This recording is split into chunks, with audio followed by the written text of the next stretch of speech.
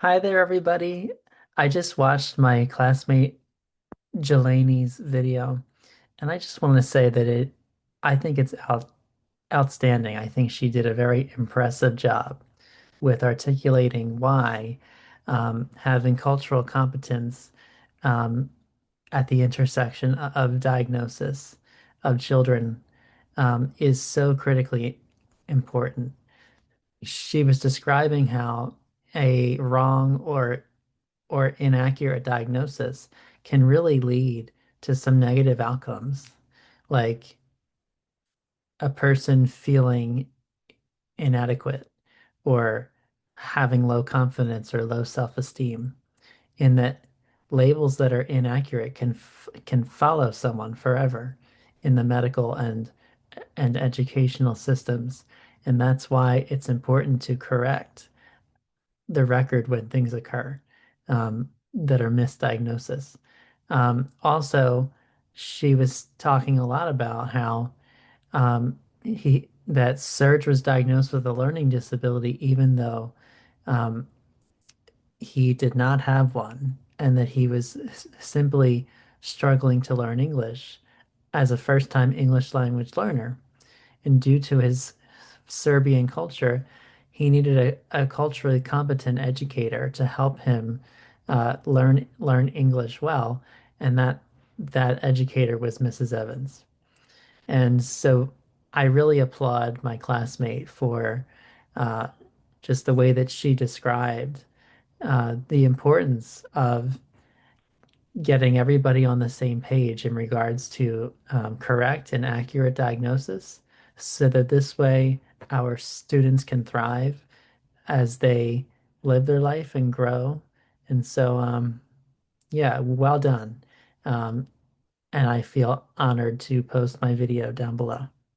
So thank you guys. Hi there, guys. It's me, Christian. I hope you are all doing well.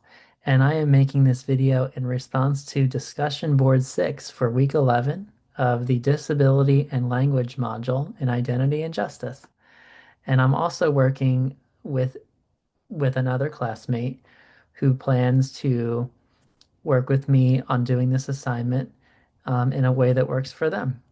But for right now, I'm going to make a video of me individually answering the following questions of whether I think Serge's skills were assessed adequately and whether I think he was correctly identified as learning disabled and why or why not.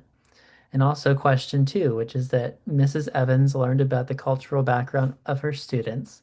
How do you think this knowledge impacted her teaching and assessments? So first of all, I just want to start off by saying that I believe that this is probably the best assignment in the entire course that I've ever seen in any course, really, to get people thinking about proper diagnosis of disabilities because um, just in my own, I will admit, very limited experience in life, what I've noticed is that even professionals struggle to differentiate between characteristics of disability versus personal traits. And that is a big part of what we learned in this module, as well as the module on race and ethnicity, in that determining what counts as a learning disability or what is a cultural difference or personality trait can be difficult because all of these three concepts, they all overlap with one another, or at least it may seem that way. But I would like to offer a different perspective in that I know for me personally, um, there are distinct differences between personality, culture, and disability. But I'm going to keep my answers uh, relevant to these questions. So I do not believe that Surge was assessed adequately at first. Which is interesting because as I was reading what the results of his neuropsychological exam were, and as I was listening to the professionals, I was I was in agreement with the professionals I believed that he had a learning disability. But I knew as I was reading that, like, because I knew what the purpose of this article was, I I thought that there would be some variable that the professionals are not taking into consideration. And it turns out I was right in that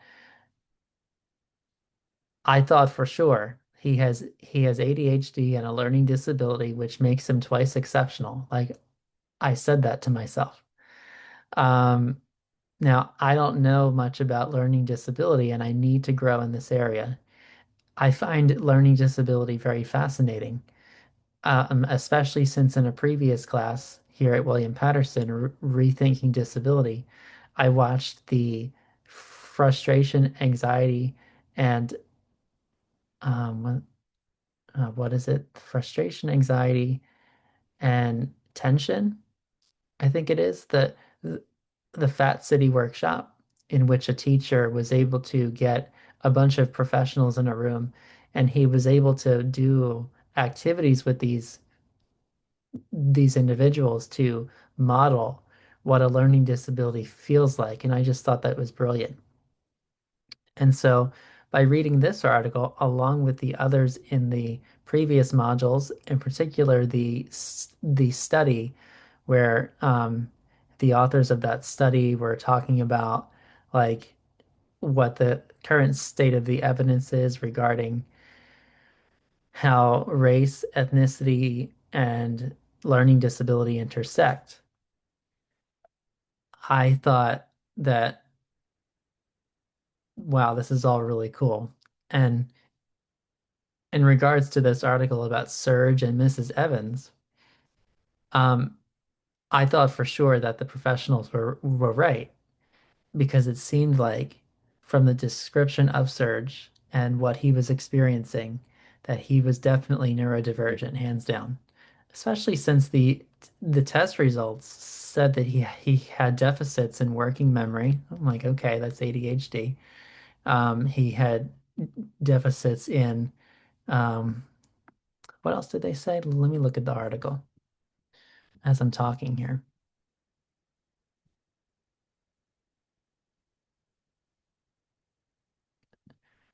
So he had an average range of intelligence. He scored at least two standard deviations below the mean in terms of auditory processing. That's a neurodivergent trait because I have friends that have that issue. Short-term memory, that's a neurodivergent trait that I have in certain tasks. Comprehension and knowledge, I was kind of torn on, it's learning disability most likely, but also I know that ADHD, because of inattention, makes it so that someone's ability to pay attention on reading something is difficult. And so, um, even just yesterday, I found myself having to reread the same sentence over and over just to pay closer attention to it. And I know that I've read that online too as an ADHD symptom.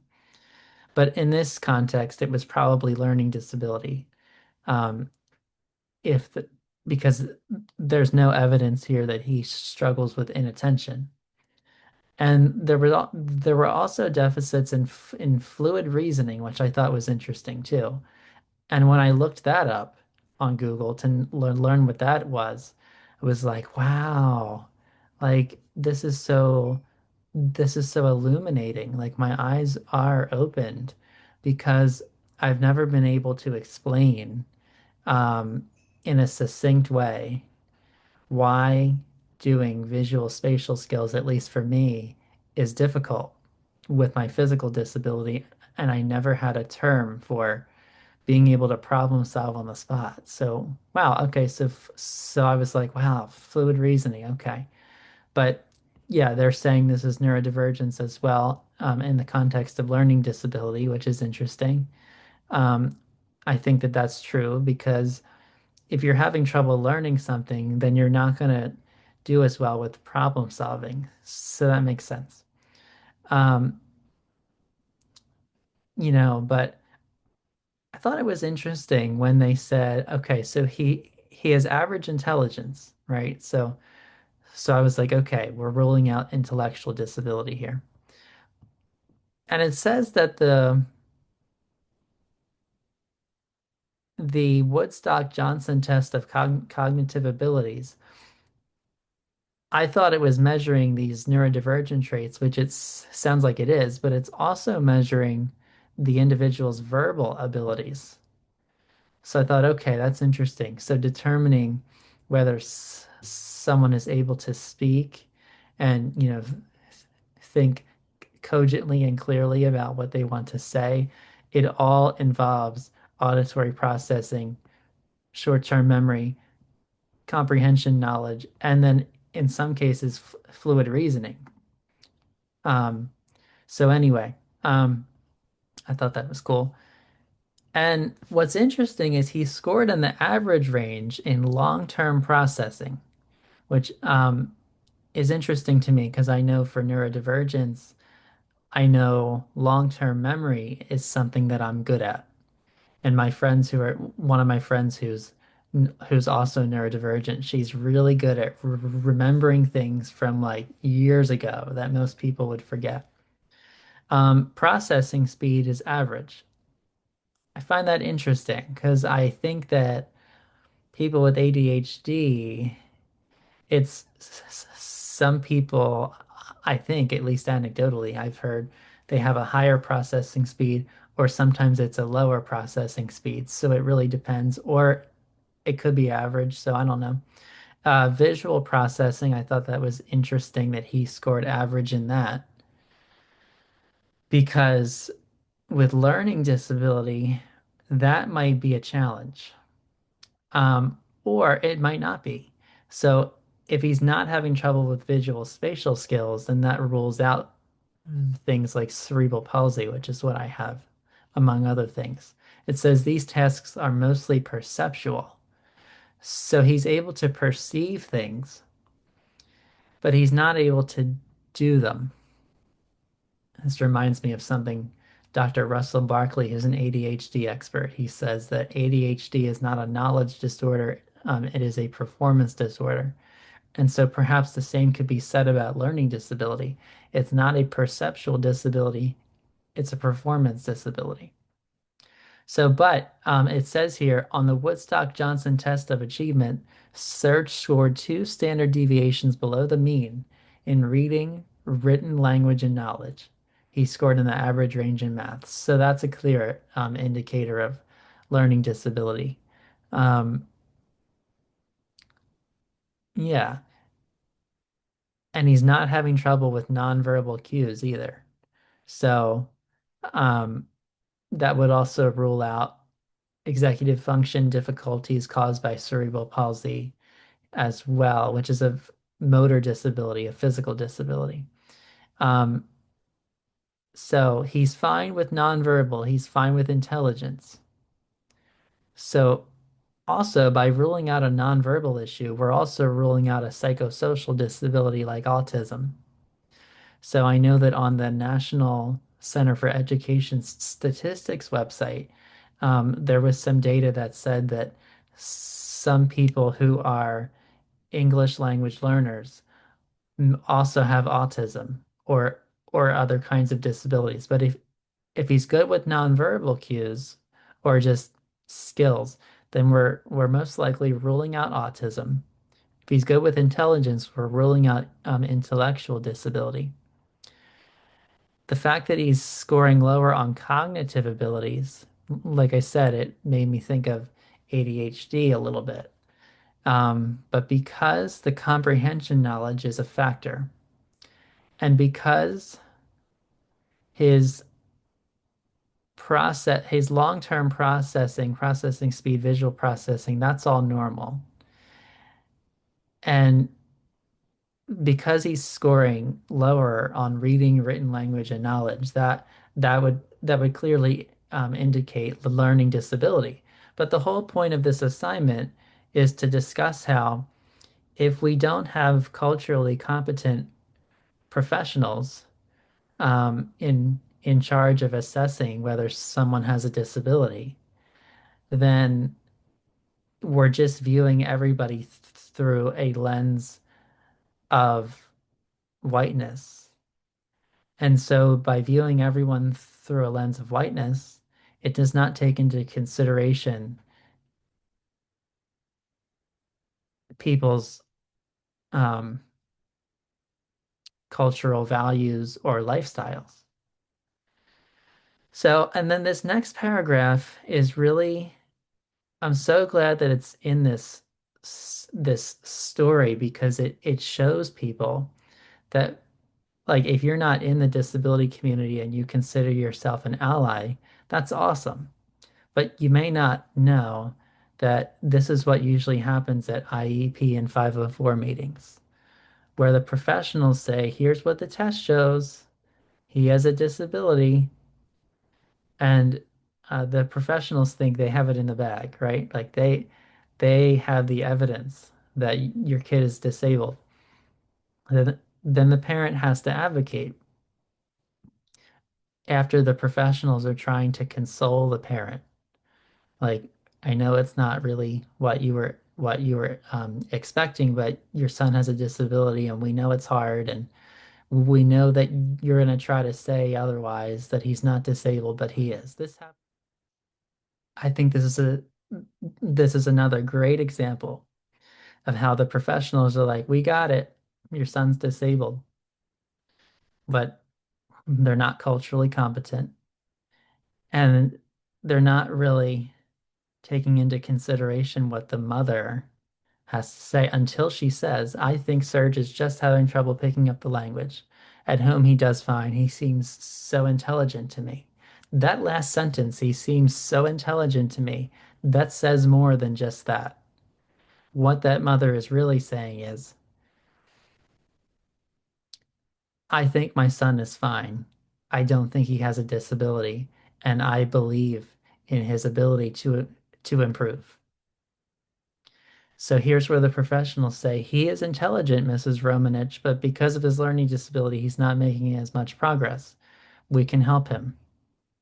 So it says Mrs. Romanich finally agreed to the placement. So they basically, you know, persuaded her out of not having another option.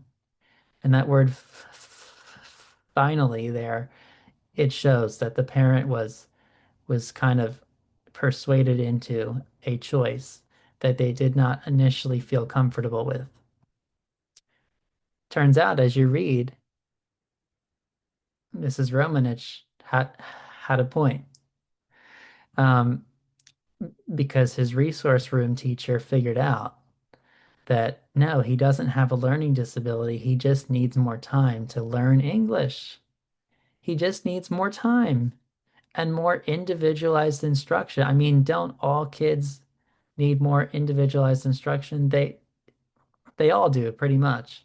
But in the case of disability, of course, um, well, and in the case of if you're an English language learner, even without a disability, of course you need individualized instruction, no doubt, as well as the inclusive language setup.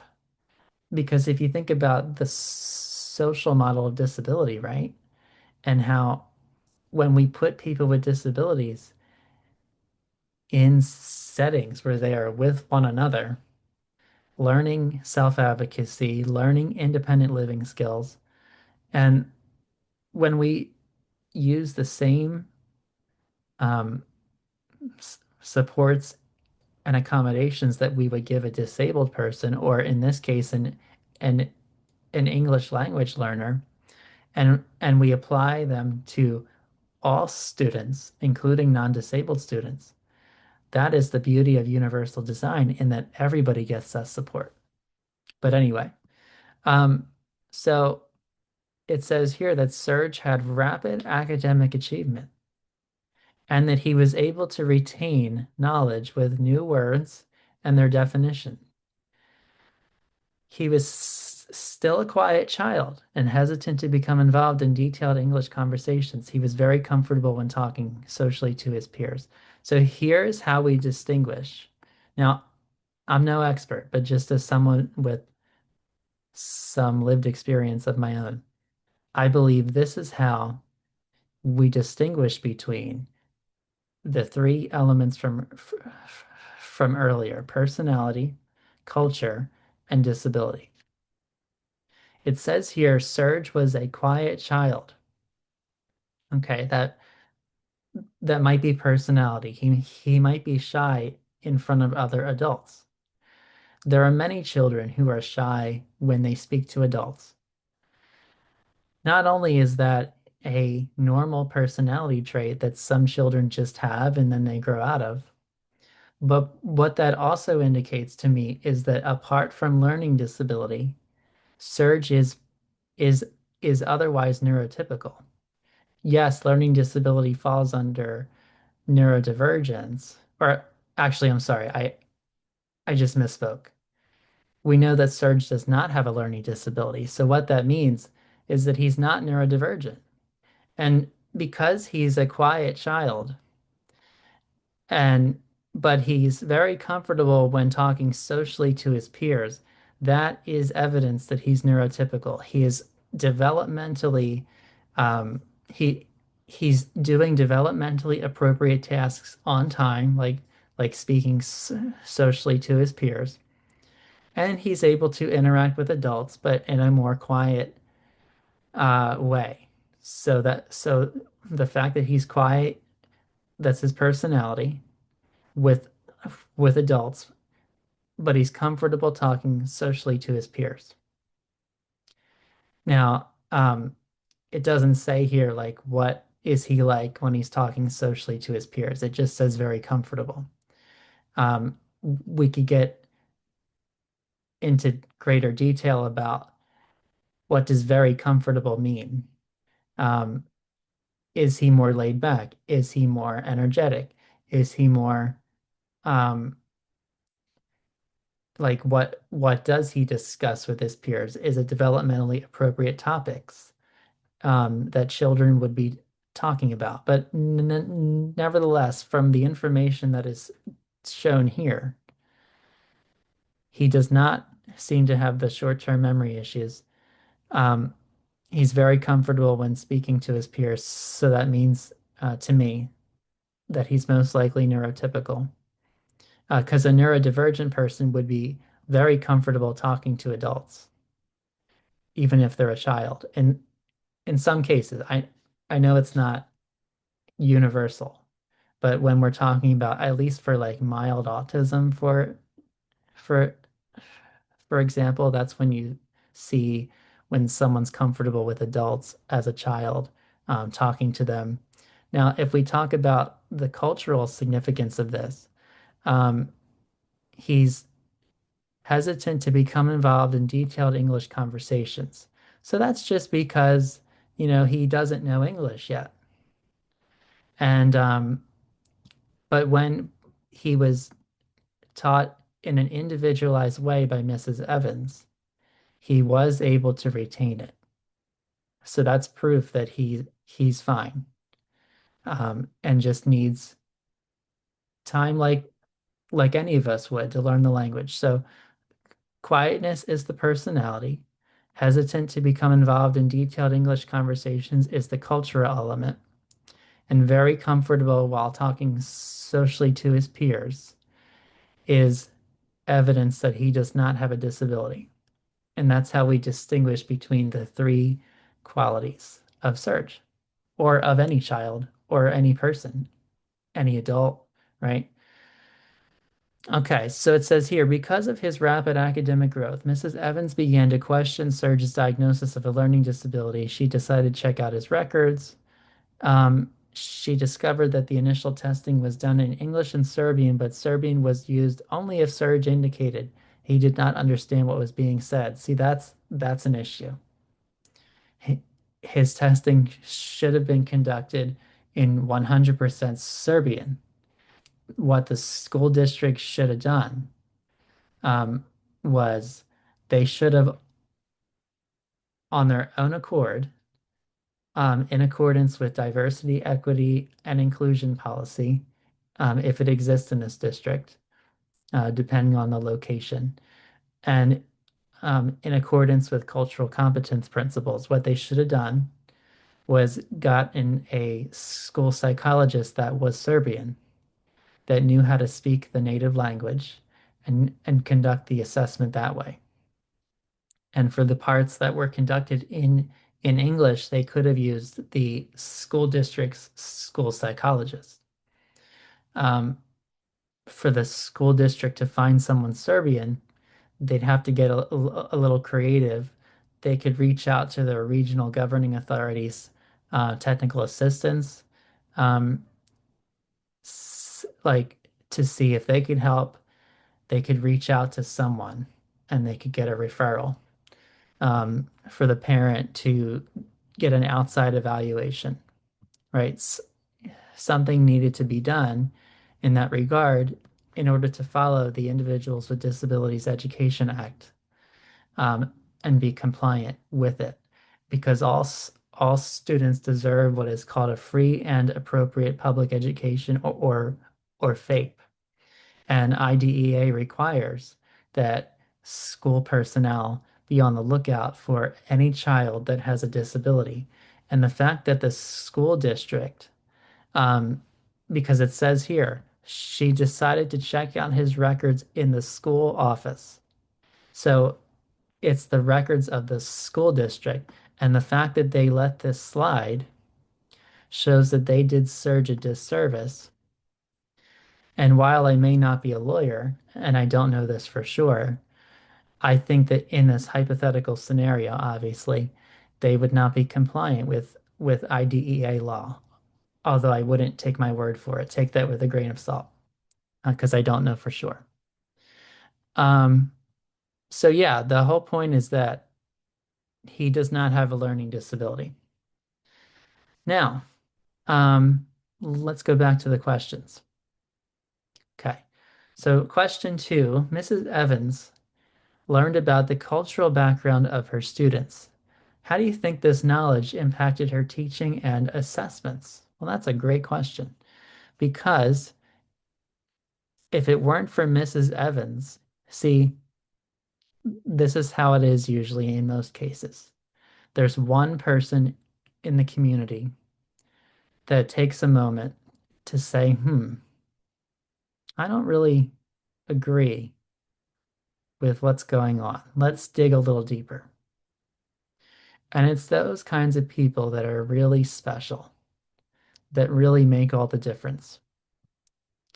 So Mrs. Evans, it said, so the first mention of her is on page 2. It says his new resource teacher, Mrs. Evans, was in her 3rd year of teaching. She was impressed by the range of students at the school, including a large population of children of Serbian descent. So it started out with she had 3 years of experience teaching, which I guess in the context of this article is more years of teaching than the other teachers. So that's interesting. Um, wh which is okay, right? Everybody's got to start somewhere.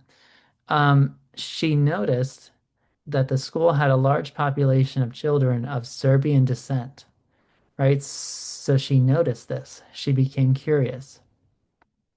She became interested in finding out as much as she could about the culture and background of her students in order to develop a relationship with them.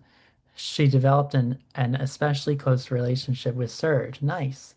So she worked with him in a resource pullout program. That's interesting. Now, for this pullout program, I wonder whether being pulled out of a regular classroom that is a least restrictive environment as defined by IDEA. And I wonder if being pulled out of an integrated setting in a classroom of children of all abilities. Um, I know that the intent was not to segregate Surge, but I just wonder, like, I think when we're considering resource pullout programs, we have to consider the benefits and drawbacks. Is it worth taking the child away from his peers, or is it not? I think in this case, it certainly was, because if he was not given this individualized instruction to learn English, he would have been developmentally behind his peers. So I think this was a necessary intervention. And as it says, it said, I forget, one of the articles we read talked about the importance of early intervention. So this is important.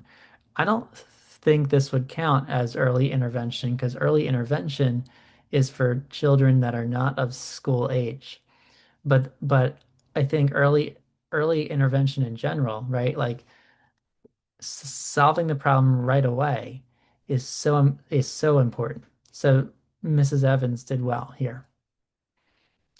And because of her individualized instruction, Serge progressed from being a non-reader to reading and speaking English at a second grade level. His math skills were even stronger, but notice how the inclusive language class combined with the resource room instruction made all the difference because it's not just about academics, it's about being around other people who who encourage you to grow. So this is great.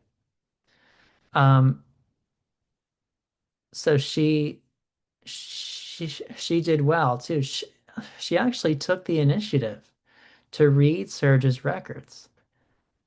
Um, that's great as long as she was determined, able to have access to those records, right? But it's assumed that she's allowed to read those records legally, and I think that that was great for her to put all these pieces together.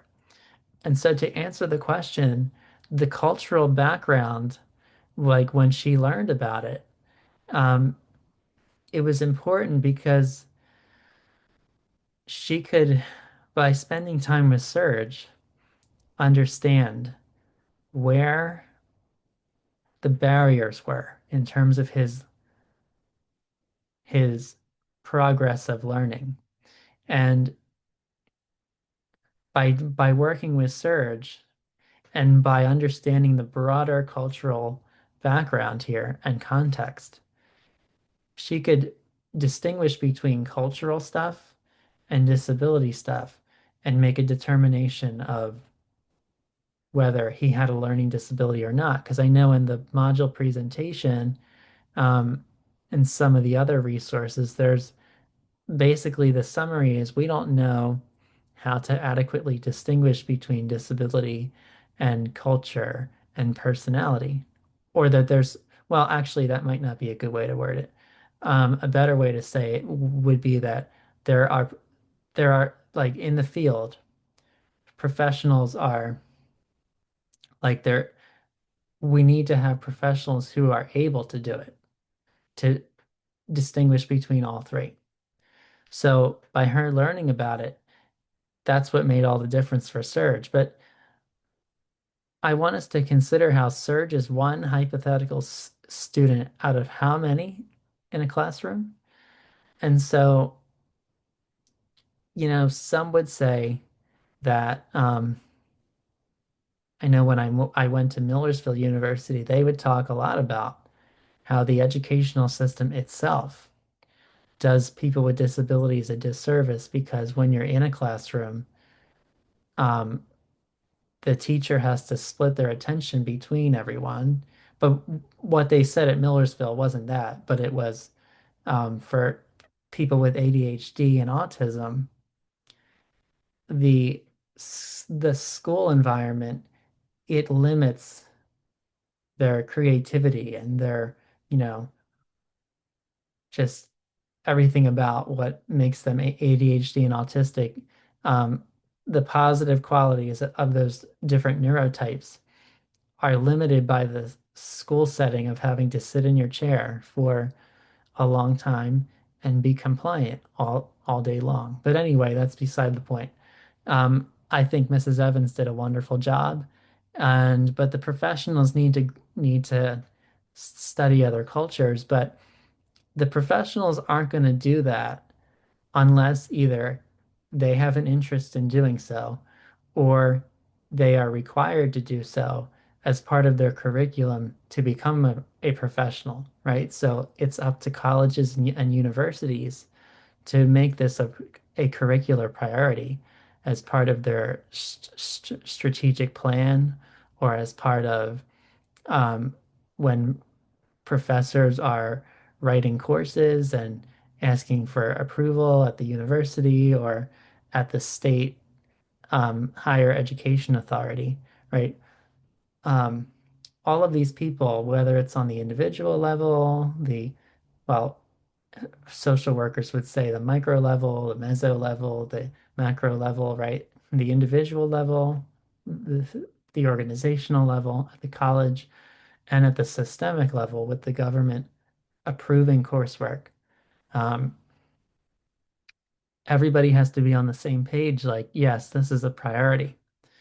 Um, and I would say more broadly too, I know for myself, I was not diagnosed properly when I was a kid because my disability, cerebral palsy, it mimics neurodivergence.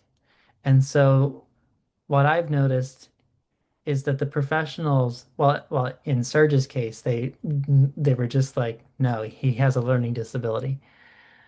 But in my experience, the professionals, especially when you have a mild disability, they give you the benefit of the doubt.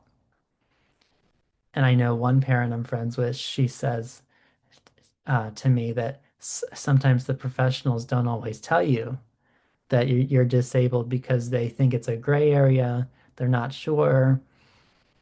But I think whether it was for this class or another one, I'm not sure, but um, I said that I think that if someone has a disability and like what you're seeing as far as a mild, either an impairment or a mild difference, it's there.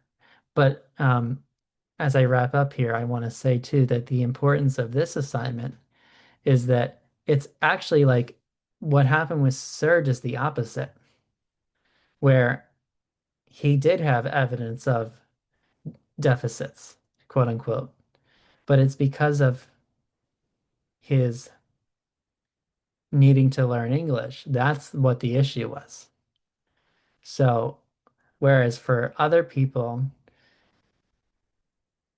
the cultural factor is not present. Rather, it's the professionals that tell the parent, like, everything's cool. Don't worry about it till he grows up. You'll see how it affects him later, is what my doctors would say to my mom. But I think, that's why it's important to, you know, correctly diagnose someone now and take into consideration everything, whether it's personality, culture, and disability all together as part of the diagnosing process, because that's how we get the best answer. And I think that maybe what needs to happen is the medical profession should reform the way that they do neuropsychological testing, maybe. Although I'm not I'm not an expert, but from what I've heard anecdotally, it seems to be a problem where people are getting information in piecemeal and not as part of a broader story of their child or young adult child with all of this information taken into account. So anyway, this video is probably so much longer than what it needs to be, but that's my video. And it says here to refer explicitly to course readings, name the authors or concepts aloud, and I want to make sure that I do that. Um, so I'm gonna open up.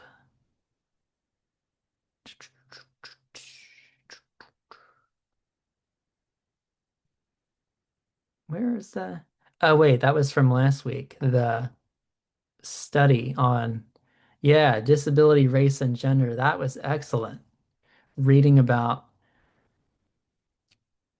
the distinction between race, gender, and disability, and how the racial and cultural expectations of Latino and African American men and women and their families and their cultural practices intersect with gender roles, with men having to be macho.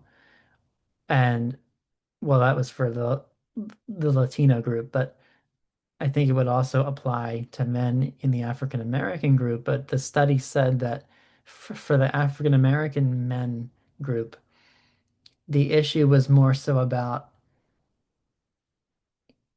even though they have opportunities to be successful, they're not taking advantage of them. What was the here? Let me reread it.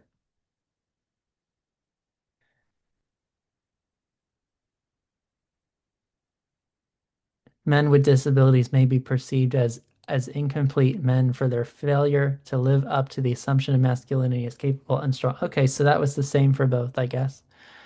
Um,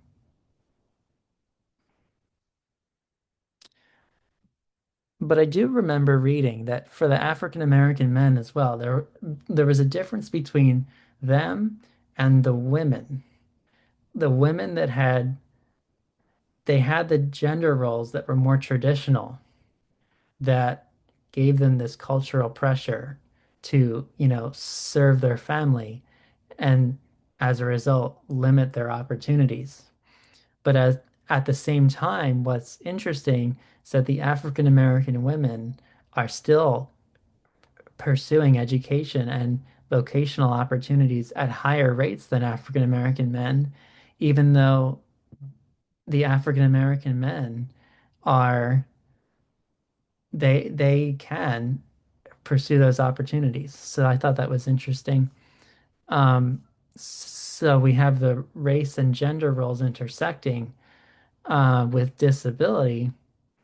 And I liked how the article talked about um, how disability makes you feel. It says here, learning disability conveys illegitimacy, low intelligence, and worthlessness. That's stigma described. An invisible disability facilitates passing, thereby reducing disability discrimination within racial ethnic groups. Yeah, that's what I wanted to say, is that I thought that it was interesting when they were describing how when you have a mild disability, you can pass more easily. And they were saying this in the context of a racial or cultural group. I've also been able to do this just in general, growing up. And like even right now, um, I can pass in most cases, but there are some cases where I can't, and then I have to say. Um, so I was resonating with that as I was reading. Um, Also, like the article described like the details of what does passing with a mild disability look like. And one of the things that they said was that women with learning disabilities, I mean, not that that's mild, but like I guess it could be. Like the article also said there's a perception that learning disability is mild. Whether it is or it isn't, I don't know, but there's a perception that it is compared to other disabilities. And what's interesting is that the authors contrasted learning disability with physical disability, and physical disability being worse in the eyes of the people involved in the study. And I thought that was fascinating because I've always considered physical disability, at least for me, it hasn't gotten in my way at like socially unless I was doing a physical activity. But what the authors were referring to was whether physical disability gets in the way of someone being perceived as competent or thought of as competent or worth listening to or non-disabled intellectually. And they said that when someone has a significant physical disability, that that makes them in the eyes of a non-disabled person, they view that individual as being compromised in the area of competence, which I thought was fascinating because um, yeah. So anyway, and then another example was they said that even though the Latino women in particular, they have these gender roles that are more traditional that they have to follow. If someone has a learning disability, in the eyes of their non-disabled family members or culture, um, they are not viewed as unable to participate in whether it's um, housework or expression of sexuality. And I guess that would also imply children too and child rearing, which I thought was interesting. And I think that's true. I've noticed that. So but it's unfortunate that with ableism, it's all about perception and what people think, what their bias is, conscious or unconscious. Um, I liked when they said, like, what do people do to be self-liberating? Which I thought, wow, like before reading this article, I never understood what liberation meant in a concrete way. Like I always thought of it as like a abstract word that people use in an ideological context to sound intelligent. Um, like within a political conversation. But I've never thought of it as like, yeah, liberation is a real thing. Because when you're disabled, yeah, it says here that they discount the validity of the dominant cultural narrative of, yeah, you're disabled, that's bad, you should fix it. Or you're gonna have a hard life, right? So they're discounting the validity, which is what you have to do as a disabled person, yes. And then turn discouragement into motivation. Yes. Yes, you have to do that too. That's why disability pride is important. I mean, not that you have to do any of these things, but it's helpful. And also replacing pejorative or um, like put down narratives with positive personal narrative, which I think is so necessary. And here, I like the diagram where it says like zone of resistance to liberation and oppression. I didn't quite understand like why the zone of resistance is like this sh like it's in this shape and then you have the arrows going right and left. Um, but I think it's trying to show the tension between what the culture says, which is, oh, disability is no good, versus what the individual with the disability is trying to do, which is to reclaim their life and narrative to live well. So anyway, that's not the right article that I'm supposed to be talking about. Let me get to the correct one. Um,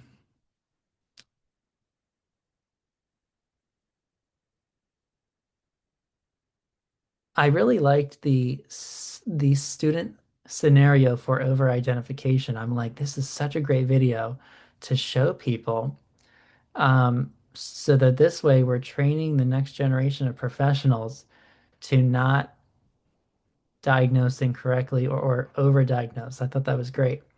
Um, what I want to highlight is the English. It says here, who are English language learners with disabilities? This is the name of the article, because I thought this was cool. And as I was reading, I was trying to read it very closely, trying to determine, okay, what are, like with those three factors in mind, personality, culture, and disability.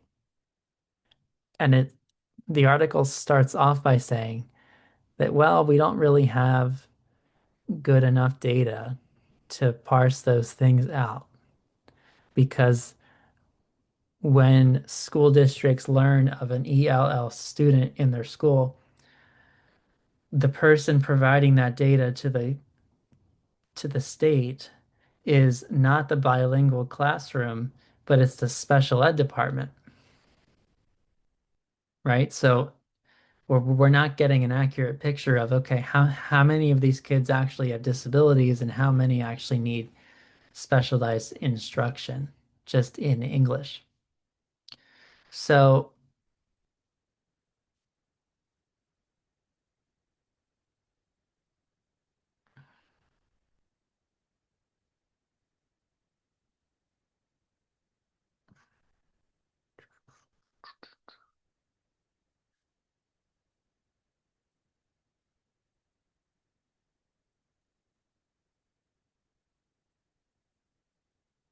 I thought, okay, so here,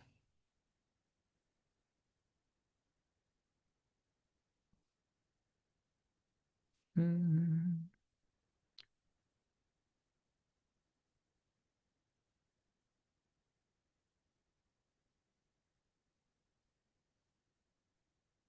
I think that what makes this article really fascinating is that it gives you information to be able to connect all of the dots. If you read, it tells you the data like, okay, we have 9.3% of K through 12 students in US schools that are identified as ELL. IDEA child count data says that 8.5, wait, no, it says like this amount of students are limited English proficient, which represents 8.5 of all students with disabilities. Then it tells you, okay, California has the highest amount. But let's look at these first two bullet points.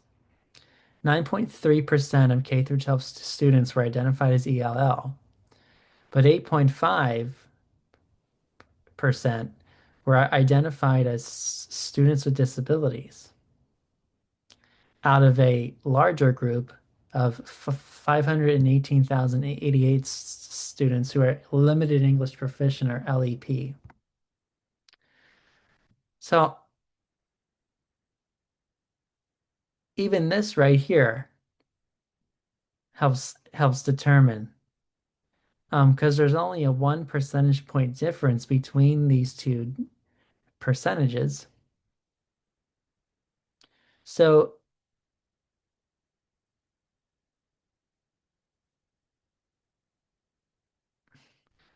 but I'm curious because the 8.5% number is attributed to the 2009-10 school year. And it's an IDEA child count data number. Whereas this 9.3% number, it sounds more general to me. Like in K through 12 students in US schools were identified. Oh, but it says above that like that's also from 2009 and 10. But it's from multiple US Department of Ed sources. So we're still not comparing apples to apples. Like we're close, but we're not there yet. But um, I think what we can glean from this data is there's a lot of overlap here between the students with disabilities and the ELL students in general. And obviously, if you're in a state with multilingual individuals like California, that's going to make the percentage higher. Um, it says that in different states you'll have different languages spoken. I thought this was interesting here. It says that the ELL students are identified with specific learning disabilities, speech language impairments, mental retardation, and emotional disturbance. I think that maybe if we used this tool to reevaluate whether that 2/3 of all students number is correct, I think we could probably review whether those students actually meet the diagnostic criteria for these or whether they just are having trouble learning English. Um, I think it's interesting that there's language support services provided. That's cool. I didn't even know that was a thing in school districts, which just kind of shows my cultural blind spots. Um, I think also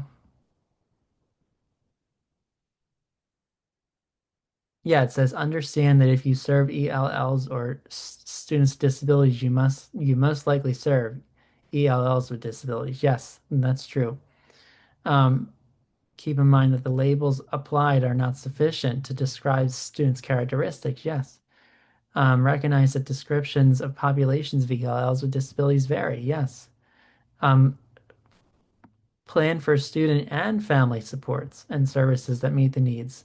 Yes, that and family supports, that's important because a lot of the times the families in these school districts, especially during IEP meetings, the IEP meetings are very hostile from what I hear anecdotally in Pennsylvania, at least. They're very hostile because the school district does not want to provide these services because they cost money.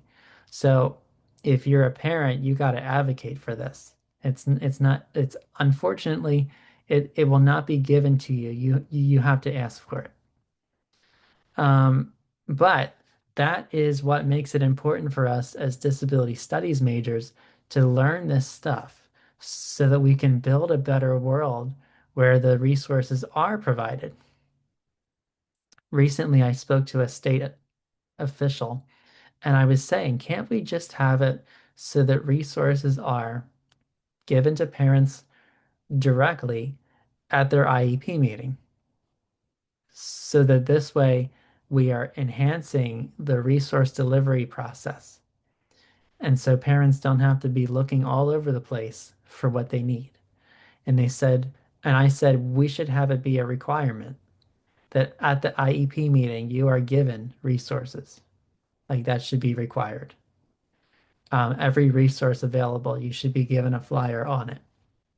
And this person responded and said, well, if we make it a requirement, it would be less of a personalized experience for the family, and it would feel more like a bureaucratic requirement.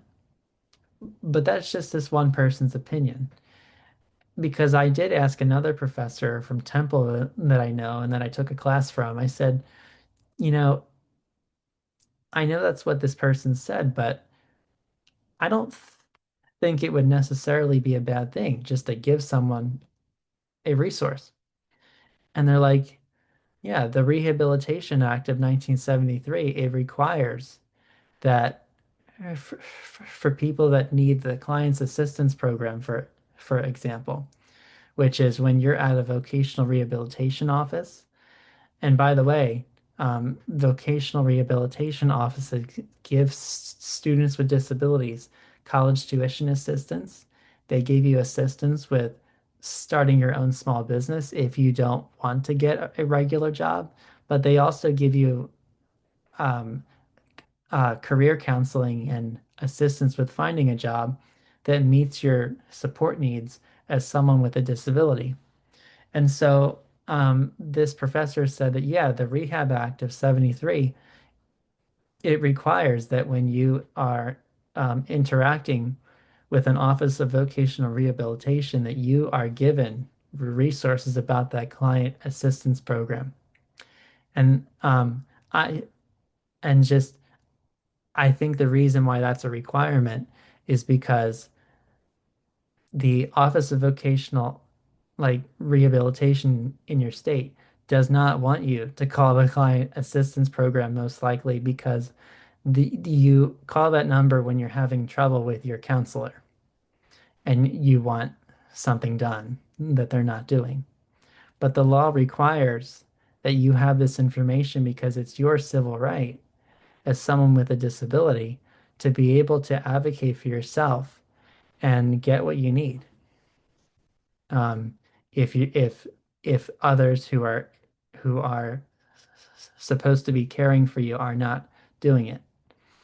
And so yes, know that there will be ongoing issues and challenges. Yes, but this really reminds me of the how people with ADHD and autism also really struggle with determining okay, what's a personal characteristic, what's a cultural one, and what's a disability one. Some people think that, well, you know, maybe. maybe my daughter, I don't know, she's a bit forgetful. Maybe that's just who she is. I don't think so. I think that if you're forgetful to a high degree, then it could be evidence of disability. And that's when you know that it's disabling. When it goes beyond personality and culture, well, maybe not culture. This assignment's getting me thinking.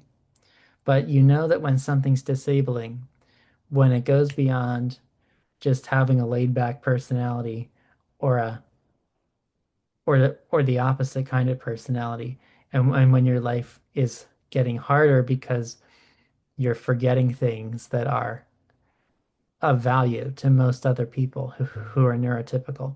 In the case of culture, though, this is really interesting because maybe, like I know I learned in my public health class, for example, that there are some cultures who believe in what's called polychromatic time or polychronic time, which is a more flexible way of viewing time. So instead of arriving to an appointment at 2:30, they might arrive at 3 o'clock because their view of time is that they want to take the time to, be with each other and be with people and not rush out of something to make it to an appointment. Um, and so that's one example of how prior to taking these classes, I might, like if I was a professional, I may have diagnosed somebody with ADHD and time blindness. Um, but that's why it's important to be culturally competent because now by understanding polychronic time, I might be able to just distinguish between, okay, their culture tends to value a more relaxed or flexible approach to time. So then maybe I have to adjust how I'm viewing things in that maybe it becomes disabling if their parents or family members who already have a flexible approach to time are saying that this person is not timely, right? So like it's moving the goalpost, so to speak, with um or maybe not moving the goalpost, but like it's changing. I know in politics they say it's like the Overton window of when a politician with their rhetoric normalizes something and moves you further to their position. But it's about viewing everything in context, right? Like in public health, we were learning about the importance of culture and context, and how with context, you're able to, and I have to reread it, but your context is so important because then you understand, that there's a lot of variables, a lot of things to consider. So, and you get a richer understanding of something that another person would dismiss as like, oh, they're not being compliant. Oh, they might have a disability. Oh, that's a public health problem. But by understanding the context, this is how we do things better. So, a- and I really appreciated what was in the PowerPoint as well, because it touched upon a lot of this stuff. So anyway, this is way too long of a video, but that was what I thought about the reading and the assignment. Um, okay, I will talk to you guys later. Bye.